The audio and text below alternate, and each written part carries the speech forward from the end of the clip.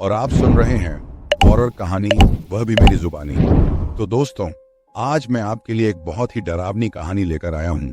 मैं एक इंजीनियरिंग छात्र असम से राजस्थान की यात्रा पर निकला था। एक सर्द रात में एक अजीब ऑटो रिक्शा ड्राइवर ने मुझे एक सुनसान रास्ते पर छोड़ दिया। डर और सस्पेंस से भरी उस रात में मैंने एक पुरानी हवेली की ओर कदम बढ़ाए, जहां मुझे ड्राइवर की भयानक शक्ल और एक रहस्यमयी किताब का सामना करना पड़ा। हवेली की आत्माएं और रहस्य मुझे अपनी गिरफ्त में लेने की कोशिश कर रहे थे। क्या मैं इस भूतिया हवेली से बाहर निकल सका, या मैं भी इस रहस्य का हिस्सा बन गया? जानने के लिए पूरा किस्सा जरूर पढ़ें।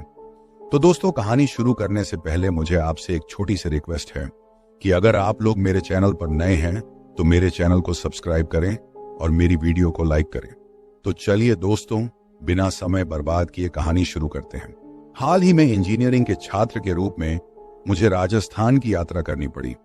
मैं असम से आया था और राजस्थान की संस्कृति और स्थानों को जानने के लिए बहुत उत्साहित था।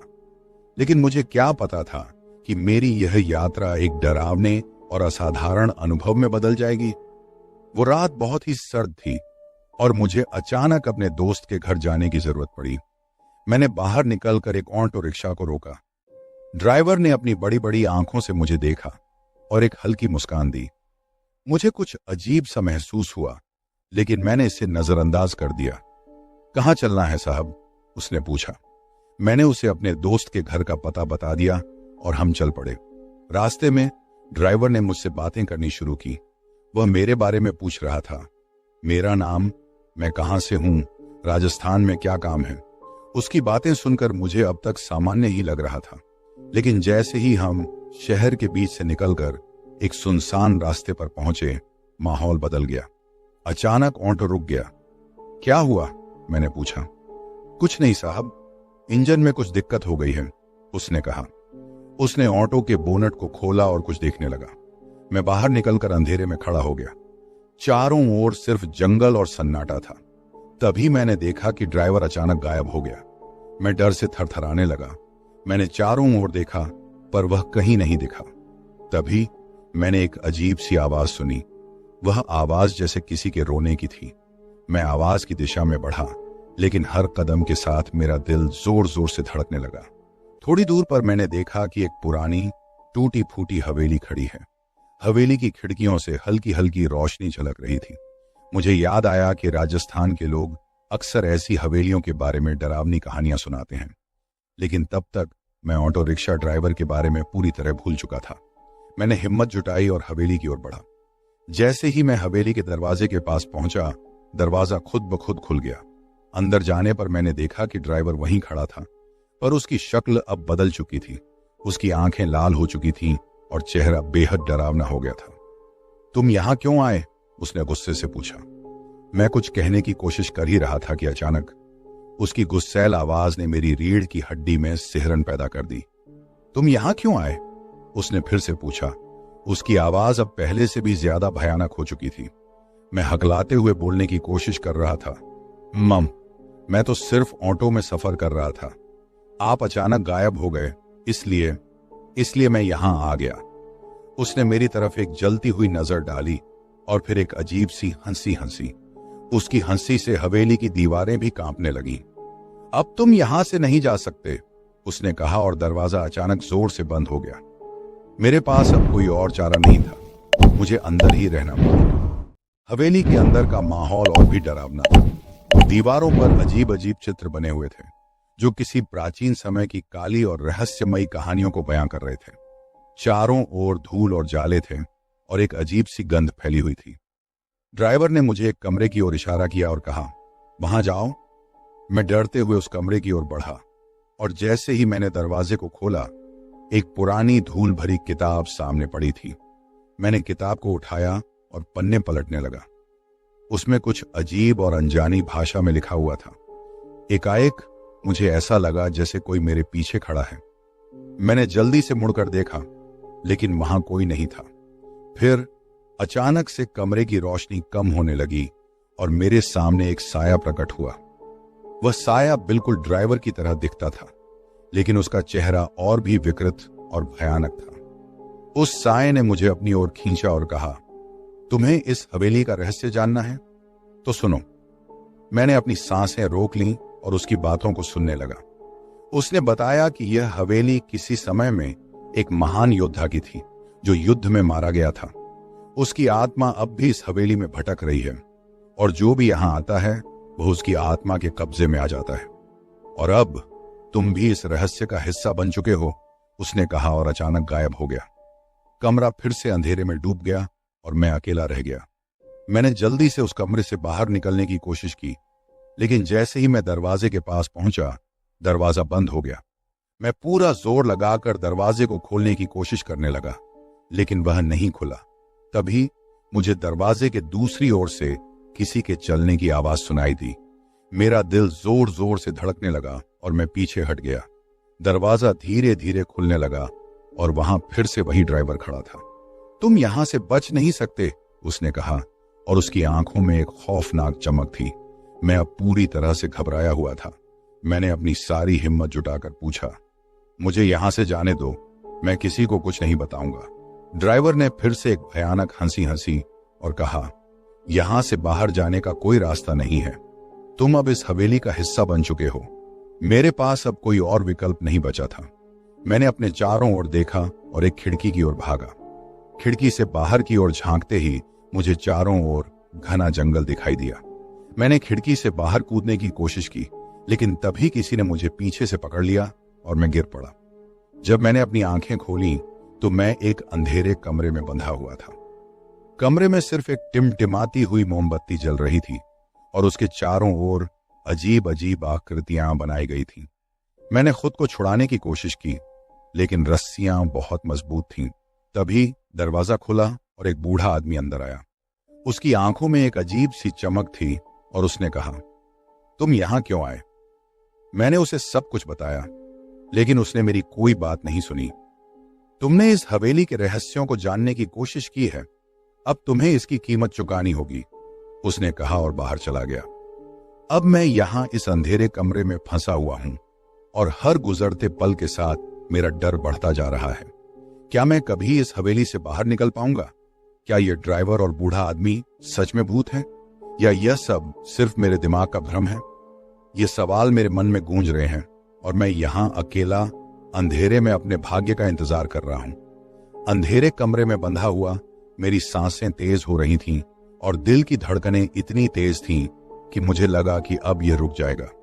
मैं खुद को छुड़ाने की कोशिश कर रहा था, लेकिन रस्सियां इतनी कसी हुई थीं कि हर बार खींचने पर मेरी कलाइयों में दर्द होने लगा। तभी एक धीमी आवाज ने मेरी तन्हाई तोड़ी। आवाज दरवाजे के दूसरी ओर से आ रही थी। कौन है? मैंने डरते हुए पूछा, लेकिन कोई जवाब नहीं आया। कुछ पलों बाद दरवाजा धीरे धीरे खुला और एक छोटी सी बच्ची अंदर आई। उसकी आंखों में अजीब सी उदासी और मासूमियत थी। तुम्हें यहां से बाहर निकालना होगा, उसने धीरे से कहा। यह जगह बहुत खतरनाक है। उसकी आवाज में इतनी सच्चाई थी कि मैंने उस पर विश्वास कर लिया। लेकिन मैं बंधा हुआ हूं, मैंने कहा। बच्ची ने पास आकर मेरी रस्सियां खोली और मुझे खड़ा होने में मदद की। चलो जल्दी करो, हमें यहां से भागना होगा, उसने कहा। हमने जल्दी से कमरे से निकलने की कोशिश की, लेकिन बाहर का माहौल और भी डरावना था। हवेली की दीवारों पर अजीब अजीब आकार और चित्र बने हुए थे और हवा में एक अजीब सी गंध फैली हुई थी। हम धीरे धीरे चल रहे थे कि तभी अचानक से हवेली में एक जोरदार आवाज गूंजने लगी। तुम यहां से नहीं जा सकते, ये बूढ़े आदमी की आवाज थी। मुझे लगा कि अब हम पकड़े जाएंगे, लेकिन बच्ची ने मेरा हाथ पकड़ा और हमें एक गुप्त दरवाजे की ओर ले गई। दरवाजा खोलते ही हम एक सुरंग में प्रवेश कर गए। सुरंग बहुत संकरी और अंधेरी थी, लेकिन हमने हिम्मत नहीं हारी। यह सुरंग हमें हवेली से बाहर ले जाएगी, बच्ची ने कहा। हम तेजी से सुरंग में आगे बढ़ने लगे। सुरंग के अंत में एक छोटी सी रोशनी की किरण दिखी और हमने अपनी गति और तेज कर दी। जैसे ही हम सुरंग के अंत तक पहुंचे, एक बड़ा दरवाजा हमारे सामने खुल गया और हम बाहर आ गए। हमने राहत की सांस ली और चारों ओर देखा। हम एक घने जंगल में थे। तुम अब सुरक्षित हो, बच्ची ने कहा और अचानक गायब हो गई। मुझे समझ नहीं आया कि वह कौन थी और उसने मेरी मदद क्यों की। मैं जंगल से बाहर निकलने की कोशिश करने लगा, लेकिन रास्ता बहुत मुश्किल था। चारों ओर अंधेरा था और मुझे कोई भी दिशा समझ नहीं आ रही थी। तभी मुझे दूर से एक रोशनी की झलक दिखी। मैंने उस दिशा में चलना शुरू किया और थोड़ी देर बाद मैं एक गांव में पहुंच गया। गांव के लोगों ने मुझे देखा और मेरी हालत देखकर हैरान हो गए। मैंने उन्हें पूरी कहानी बताई और वे भी स्तब्ध रह गए। वह हवेली और वह बूढ़ा आदमी, वे सब एक पुरानी दास्तान का हिस्सा हैं। एक बुजुर्ग आदमी ने कहा, कई साल पहले उस हवेली में एक परिवार रहता था जो अचानक गायब हो गया। तब से वह हवेली वीरान है और वहां जाने वाला कोई भी वापस नहीं आता। मुझे समझ में आ गया कि मैंने क्या झेला है। मैं असम लौटने का फैसला किया, लेकिन उस रात की यादें अभी भी मेरे दिमाग में ताजा हैं। उस ड्राइवर और हवेली का रहस्य अब भी अनसुलझा है और मैं कभी नहीं जान पाया कि वह बच्ची कौन थी जिसने मेरी जान बचाई। यह कहानी मेरे जीवन का एक ऐसा अध्याय है जिसे मैं कभी नहीं भूल पाऊंगा। राजस्थान की वह रात और वह डरावनी हवेली हमेशा मेरी यादों में बसी रहेगी। गुजरात की संकरी और धुंधली गलियों में रात की सन्नाटे को चीरते हुए मैं अपने ऑटो रिक्शा के साथ सवारी की तलाश में निकल पड़ा। मेरी पत्नी और बच्चों का पेट पालने का यही जरिया था। उस रात हवा में एक अजीब सी ठंडक थी, जैसे कुछ अनहोनी होने वाली हो। घड़ी ने रात के 11 बजाए थे और मैं वापस घर लौटने की सोच ही रहा था कि अचानक एक आदमी ने हाथ देकर मुझे रोका। वह आदमी सामान्य देखता था, पर उसकी आंखों में एक अजीब सी चमक थी जो मुझे परेशान कर गई। भाई, मुझे जल्दी से स्टेशन छोड़ दो, उसने कहा। उसकी आवाज में एक अजीब सी घबराहट थी, लेकिन मैंने ज्यादा ध्यान नहीं दिया और उसे सवारी के लिए बैठा लिया। जैसे ही वह पीछे की सीट पर बैठा, मुझे उसकी हरकतें कुछ संदिग्ध लगीं। रिक्शा चलाते हुए मैं उसे ध्यान से देख रहा था। वह बार बार पीछे मुड़कर देख रहा था, जैसे कोई उसका पीछा कर रहा हो। उसके हाथों में एक काला बैग था जिसे वह कसकर पकड़े हुए था। उस बैग से एक हल्की सी गंध आ रही थी जो मुझे और भी अधिक असहज कर रही थी। जब मैंने उससे पूछा, भाई सब ठीक है ना, तो उसने घबराहट में कहा, हाँ सब ठीक है, बस जल्दी चलो। हमारे रास्ते में अचानक एक सुनसान इलाके से गुजरना पड़ा। जैसे ही मैं वहां पहुंचा, मुझे लगा कि कुछ अजीब हो रहा है। मैंने अपनी स्पीड बढ़ाई, लेकिन तभी उसने चीखते हुए कहा, रुको रुको, और उसने मेरे कंधे पर कसकर पकड़ ली। मेरा दिल तेजी से धड़कने लगा। मैंने सोचा कि शायद यह आदमी कोई अपराधी है और मैं उसकी अगली शिकार बनने वाला हूं। उसने बैग खोला और उसमें से एक भारी वस्तु निकाली। मेरी सांसें थम गईं। आंखों के सामने अंधेरा छाने लगा। क्या तुम जानते हो तुमने किसे सवारी दी है? उसकी आवाज में अब एक भयानक ठंडक थी। मैं एक कुख्यात किडनैपर हूं और ये रात तुम्हारी आखिरी हो सकती है। अब मेरी सारी उम्मीदें टूट चुकी थीं और मैं समझ नहीं पा रहा था कि क्या करूं। मैंने अपने परिवार का चेहरा याद किया और खुद को संभालने की कोशिश की। तभी उसने कहा, अगर तुम मेरी बात मानोगे तो तुम्हें कुछ नहीं होगा, लेकिन अगर तुमने कोई चालाकी की तो मैं तुम्हें और तुम्हारे परिवार को खत्म कर दूंगा। उसकी बातें सुनकर मेरी आत्मा कांप उठी। मैं सोच रहा था कि कैसे अपने आप को और अपने परिवार को इस भयानक स्थिति से बचा सकूं। लेकिन तभी मैंने देखा कि दूर कहीं पुलिस की गाड़ी की लाइटें चमक रही थीं। अब मेरे पास एक मौका था, लेकिन यह जीवन और मौत का सवाल था। क्या मैं अपनी जान बचा पाऊंगा? क्या वह किडनैपर मुझे और मेरे परिवार को छोड़ देगा? यह सब अब किस्मत के हाथ में था। पुलिस की गाड़ी की लाइटें देखकर मेरी धड़कनें और तेज हो गईं, लेकिन मैं समझ नहीं पा रहा था कि इस मौके का फायदा कैसे उठाऊं। किडनैपर ने भी पुलिस की लाइटें देख ली थीं और उसकी आंखों में एक भयानक चमक आ गई थी। वह अब और अधिक सतर्क हो गया था। अगर तुमने कुछ भी गड़बड़ की तो मैं तुम्हें यहीं मार दूंगा, उसने धमकी दी। उसके हाथ में अब एक बंदूक थी जो उसने बैग से निकाली थी। मेरी सांसें थम गईं। मैंने अपनी गति धीमी की और सोचने लगा कि अब क्या किया जाए। हम एक सुनसान चौराहे पर पहुंचे जहां एक पुराना जर्जर मकान खड़ा था। उसने मुझे वहीं रुकने का आदेश दिया। यहां रुको और ज्यादा हिलना मत, उसने कहा। वह तेजी से रिक्शे से उतरा और उस मकान की ओर बढ़ा। मैंने इस मौके का फायदा उठाने का सोचा, लेकिन जैसे ही मैं कुछ करने की सोचता, उसका डरावना चेहरा मेरी आंखों के सामने आ जाता। मैंने देखा कि वह मकान के अंदर गया और वहां से एक और आदमी बाहर आ रहा था। वह आदमी और भी भयानक दिखता था। उसकी आंखों में खून उतर आया था। अब मेरे सामने दो खतरनाक अपराधी थे। मैंने अपने दिल को मजबूत किया और धीरे धीरे रिक्शा को पीछे की ओर घुमाने की कोशिश करने लगा, लेकिन तभी किडनैपर ने मुझे देख लिया। तुम्हें क्या लगा, तुम यहां से भाग सकते हो? उसने चिल्लाते हुए कहा और अपनी बंदूक मेरी तरफ तान दी। मैंने देखा कि पुलिस की गाड़ी अब और करीब आ रही थी। वह आदमी भी अब इस बात को समझ गया था कि पुलिस उसके करीब है। उसने मुझे धमकाते हुए कहा, अगर तुमने मेरी मदद नहीं की तो मैं तुम्हें और तुम्हारे परिवार को खत्म कर दूंगा। अब मेरे पास दो ही रास्ते थे, या तो मैं उसकी बात मानूं और अपने परिवार को खतरे में डाल दूं, या फिर कुछ ऐसा करूं जिससे हम सबकी जान बच सके। मैंने अपनी जान की परवाह किए बिना पुलिस को इशारा करने की कोशिश की। तभी पुलिस की गाड़ी हमारे पास आकर रुकी। पुलिस वाले ने हमें देखा और उसकी नजर तुरंत उस बंदूक पर गई जो किडनैपर ने मेरे ऊपर तानी हुई थी। रुको, हाथ ऊपर करो, पुलिस वाले ने चिल्लाते हुए कहा। किडनैपर अब और भी गुस्से में आ गया था। उसने मुझ पर गोली चलाने की कोशिश की, लेकिन तभी पुलिस वाले ने अपनी बंदूक से फायर किया और किडनैपर वहीं गिर पड़ा। उसकी आंखों में अब भी वही भयानक चमक थी, लेकिन अब वह कुछ नहीं कर सकता था। मैंने राहत की सांस ली, लेकिन मेरी परेशानी अभी खत्म नहीं हुई थी। उसका साथी अब भी बाहर था और मैंने देखा कि वह पुलिस से बचने की कोशिश कर रहा था। पुलिस वाले ने उसे भी पकड़ने की कोशिश की, लेकिन वह भागने में सफल हो गया। यह रात अब और भी डरावनी हो चुकी थी। पुलिस वाले ने मुझे सुरक्षित घर पहुंचाने का वादा किया और मैंने उसे धन्यवाद दिया, लेकिन मेरे दिल में अब भी एक डर था। क्या वह किडनैपर का साथी मुझे और मेरे परिवार को ढूंढ निकालेगा? इस घटना के बाद मेरी रातें कभी भी पहले जैसी नहीं रहीं। हर रात जब भी मैं अपने ऑटो रिक्शा के साथ निकलता, मुझे वही भयानक चेहरा याद आ जाता और मेरी आत्मा कांप उठती। क्या मेरा डर कभी खत्म होगा? क्या मैं और मेरा परिवार सुरक्षित रह पाएंगे? ये सवाल अब भी मेरे दिल और दिमाग में घूमते रहते हैं। पुलिस वाले ने मुझे सुरक्षित घर पहुंचाने का वादा किया था, लेकिन मेरे दिल में अब भी एक अजीब सा डर था। मैंने अपनी पत्नी को फोन पर सब कुछ बता दिया और उसे बच्चों के साथ सुरक्षित रहने के लिए कहा। वह बहुत घबरा गई, लेकिन मैंने उसे दिलासा दिया कि सब कुछ ठीक हो जाएगा। पुलिस वाले ने मुझे घर पहुंचा दिया और कहा कि वे मेरी सुरक्षा के लिए कुछ पुलिसकर्मी तैनात करेंगे। घर पहुंचते ही मैंने अपनी पत्नी और बच्चों को गले लगा लिया। उस रात मैं सो नहीं सका।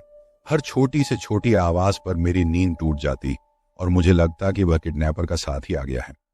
कुछ दिनों तक पुलिस ने हमारी सुरक्षा की, लेकिन धीरे धीरे उनकी सतर्कता कम हो गई। मैंने खुद को समझाया कि शायद अब सब कुछ ठीक हो जाएगा। लेकिन एक रात जब मैं अपने ऑटो रिक्शा के साथ वापस घर लौट रहा था, मुझे फिर से वही अजीब सा एहसास हुआ। रात के करीब 2 बजे थे और सड़कें बिल्कुल सुनसान थीं। अचानक मेरी ऑटो रिक्शा के पीछे एक काली गाड़ी आकर रुकी। मेरे दिल की धड़कनें तेज हो गईं। गाड़ी से 3 आदमी उतरे। उनके चेहरों पर नकाब थे। उनमें से एक ने मेरी तरफ इशारा किया और बोला, वो ही है, इसे पकड़ो।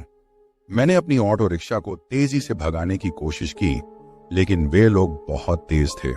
उन्होंने मुझे घेर लिया और मुझे गाड़ी से बाहर खींच लिया। तुम्हें लगा कि तुम बच जाओगे? एक आदमी ने कहा। उसकी आवाज में एक भयानक ठंडक थी। तुमने हमारे साथी को मरवा दिया, अब तुम्हारी बारी है। उन्होंने मुझे एक गाड़ी में धकेल दिया और मेरे हाथ पैर बांध दिए।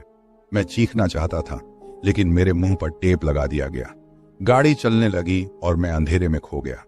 मुझे नहीं पता चला कि वे मुझे कहां ले जा रहे थे। मेरे दिल में अब सिर्फ एक ही ख्याल था, मेरे परिवार का क्या होगा। गाड़ी एक सुनसान इलाके में रुकी। उन्होंने मुझे बाहर खींचा और एक पुरानी फैक्ट्री के अंदर ले गए। वहां का माहौल बेहद डरावना था। उन्होंने मुझे एक कुर्सी पर बांध दिया और चारों ओर से घेर लिया। अब तुम्हें अपनी जान की कीमत चुकानी होगी, उनमें से एक ने कहा। उन्होंने मुझसे मेरे परिवार का पता पूछा, लेकिन मैंने कुछ भी बताने से इनकार कर दिया। उन्होंने मुझे बेरहमी से पीटना शुरू कर दिया, लेकिन मैं चुप रहा। मेरी आंखों के सामने अंधेरा छाने लगा और मुझे लगा कि यह मेरी आखिरी रात है। तभी अचानक फैक्ट्री के दरवाजे पर तेज आवाज हुई। पुलिस वाले अंदर घुस आए और उन अपराधियों को पकड़ लिया। मुझे तुरंत अस्पताल ले जाया गया। मेरी जान तो बच गई, लेकिन मैं गंभीर रूप से घायल था। अस्पताल में मेरी पत्नी और बच्चे मुझसे मिलने आए। उनकी आंखों में आंसू थे और मुझे देखकर उनका दिल टूट गया। मैं बुरी तरह से घायल था और डॉक्टरों ने कहा कि मुझे ठीक होने में काफी समय लगेगा। मेरी जिंदगी अब पहले जैसी नहीं रही। हर रात जब अंधेरा होता मुझे वही भयानक चेहरे याद आते और मैं कांप उठता। मेरा ऑटो रिक्शा अब भी मेरे पास था, लेकिन मैं उसे चलाने की हिम्मत नहीं जुटा पाता था। मेरे परिवार ने मुझे संभालने की पूरी कोशिश की, लेकिन मेरे दिल में हमेशा एक डर बना रहा। क्या वह किडनैपर का साथी फिर से लौटेगा? क्या मैं और मेरा परिवार कभी सुरक्षित रह पाएंगे? इन सवालों के जवाब मेरे पास नहीं थे। इस डर और दर्द के साथ मैं जी रहा हूं, लेकिन मेरे दिल में अब भी एक उम्मीद है कि शायद एक दिन सब कुछ ठीक हो जाएगा। लेकिन वह रात और वह डरावनी सवारी कभी नहीं भूल सकूंगा। तो दोस्तों, मिलते हैं अगले वीडियो में। तब तक के लिए अलविदा।